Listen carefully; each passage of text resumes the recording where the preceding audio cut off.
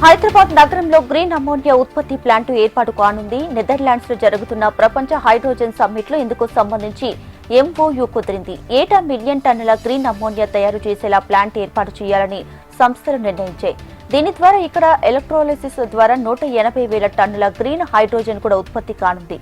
ఈ ప్రాజెక్ట్ ని 3 దశల్లో అభివృద్ధి చేస్తారు. ఇందుకు సుమారు 10,000 కోట్ల రూపాయల పెట్టుబడి పెట్టనున్నారు. సముద్ర నీటిని మంచినీరుగా మార్చే ప్లాంట్ ను ఇందులో ఏర్పాటు చేస్తారు. ఈ ఎంఓయూపై జేజే గ్రీన్ ఎనర్జీ సంస్థ CEO Rayapati Nagasharath, select new energies జీఎంబీహెచ్ఎండీ ఫెలిక్స్ డేంజర్ సంతకాలు చేశారు. సికింద్రాబాద్ లోని ఓ ఏసీ కంపెనీలో సీనియర్ ఎగ్జిక్యూటివ్ గా పనిచేస్తున్న హర్షవర్ధన్ అనుమానాస్పద మృతి ఘటన కలకలం రేపుతుంది. స్నేహితులు, తోటి ఉద్యోగులతో కలిసి కొండాపూర్ క్వాక్ పబ్ లో పార్టీకి వెళ్లాడు హర్షవర్ధన్. ఆ తర్వాత గచ్చిబౌలిలోని తన అపార్ట్మెంట్ కు వచ్చాక కూడా స్నేహితులు, తోటి ఉద్యోగులతో కలిసి మరోసారి మద్యం తాగారు. తెల్లవారుజామున హర్షవర్ధన్ వాంతులతో ఇబ్బంది పడ్డాడు.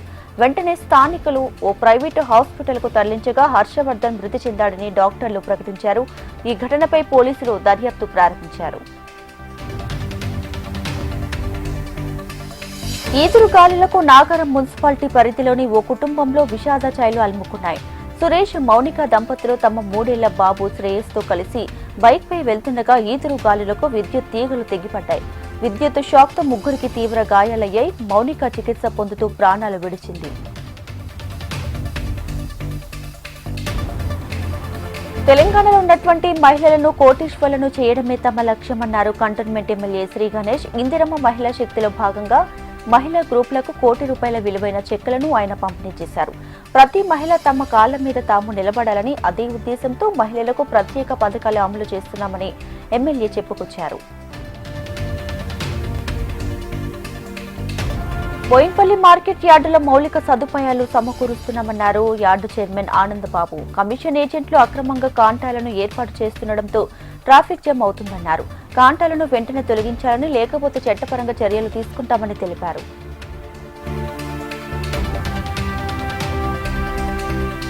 ఆదర్శ్ నగర్లోని బిర్లా సైన్స్ ఆడిటోరియంలో పశ్చిమ గోదావరి జిల్లా పెనుకొండలోని NVKP doctor KS Raju arts and science కళాశాల పూర్వ విద్యార్థుల సమ్మేళనం జరిగింది. కళాశాల స్థాపించి 50 ఏళ్లు పూర్తయిన సందర్భంగా పూర్వ విద్యార్థులు గెట్ టుగెదర్ నిర్వహించారు.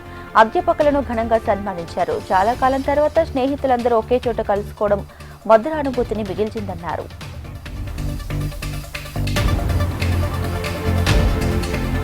చేతి వృత్తుల ఆధునీకరణ ఫలితాలు నిరుపేదలకు అందేలా ప్రభుత్వం చొరవ చూపాలన్నారు మాజీ ఎంపీ దేవేందర్ గౌడ్. వెనుకబడిన తరగతుల సాధికారత సంస్థ ఆధ్వర్యంలో చేతి వృత్తుల ఆధునీకరణ ప్రత్యామ్నాయం పుస్తక ఆవిష్కరణ సభ బషీర్బాగ్ లో జరిగింది. చేతి వృత్తులు లేనిదే నేటి సమాజం లేదన్నారు. ఆర్టిఫిషియల్ ఇంటెలిజెన్స్ లో దేశంలో పెను మార్పులు వస్తున్నాయన్నారు దేవేందర్ గౌడ్.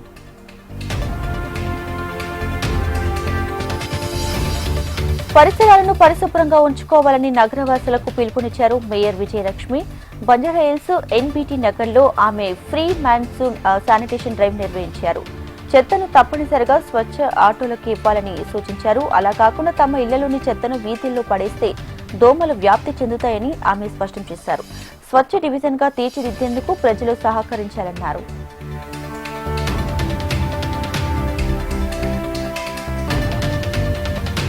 నగరంలోని పలు చోట్ల గంజాయి డ్రగ్స్ ముఠాలను పోలీసులు పట్టుకున్నారు. ధూల్పేటలోని కేజీకి పైగా గంజాయి, అమీర్పేటలో 6 LSD బ్లాస్ట్లను సీజ్ చేశారు. గంజాయి అమ్ముతున్నారన్న సమాచారంతో ధూల్పేటకు చెందిన సోనియాబాయిని అరెస్ట్ చేశారు. అదే కేసులో సతీష్ పాల్ సింగ్ పైన కేసు నమోదు చేశారు పోలీసులు. LSD సీజ్ చేసిన కేసులో మరో 2 అదుపులోకి తీసుకున్నారు పోలీసులు.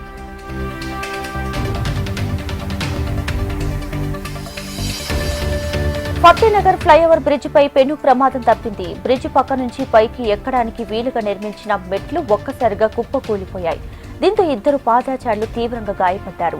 వెంటనే రంగంలోకి దిగిన సనత్ నగర్ పోలీసులు సహాయక చర్యలు చేపట్టారు. ఫతేనగర్ ఫ్లైఓవర్ బ్రిడ్జ్ 30 ఏళ్ల క్రితం నిర్మించిందని, ఈ మధ్య కాలంలో ఎటువంటి మరమ్మతులు చేయకపోవడం వల్లే ఈ ప్రమాదం జరిగిందంటూ స్థానికులు ఆరోపిస్తున్నారు.